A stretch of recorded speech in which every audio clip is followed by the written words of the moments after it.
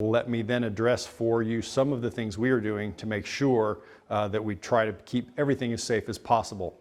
First and foremost, we are following as best as we can the guidance provided by the Centers for Disease Control.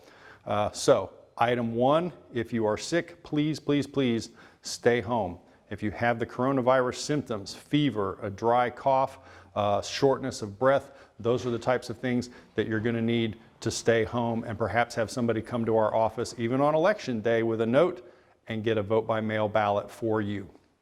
The second thing, again, guidance from the CDC, distance is your best friend. So please try to keep some distance between you and the people in front of you if you're in line.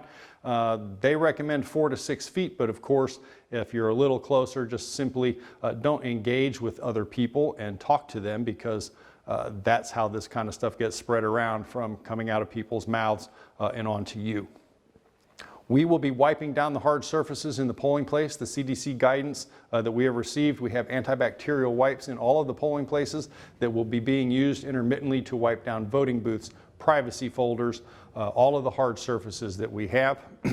And then, of course, we will be cleaning the voting equipment. Most of what you touch is the paper ballot, which is your own paper ballot, and our privacy folder. We have styluses for you to use to sign the electronic poll books. And again, when we're wiping down surfaces, those will be wiped down as well.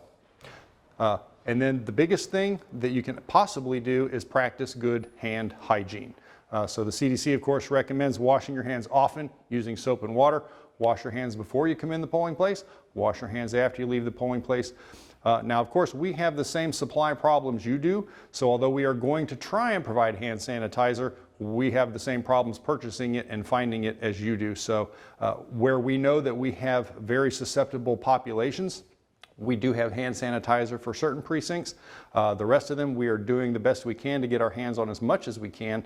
If you do feel like you're going to need hand sanitizer or want to use it, and you have one of those little bottles in your purse or your car that you carry with you, please bring it with you and use it if you feel it's necessary. And then the last thing, of course, to go along with the hand hygiene is avoid touching your nose and mouth and eyes with unwashed hands. That's sort of one of those no-brainer things they tell us all flu season, right? So please avoid doing that as well.